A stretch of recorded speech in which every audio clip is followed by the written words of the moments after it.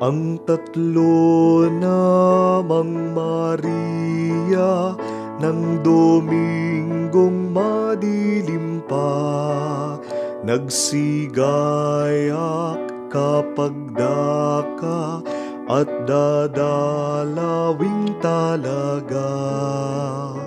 Si Jesus na poong Ama.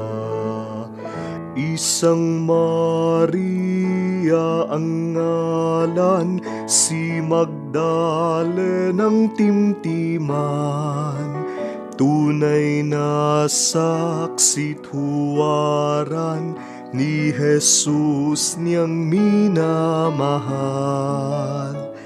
Apostola nga sa tanan.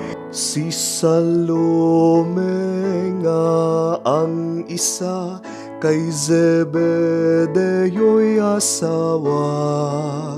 Inaniwan Jakobong matanda, nagmamahal na mistula. Kay Jesus na poong Ama.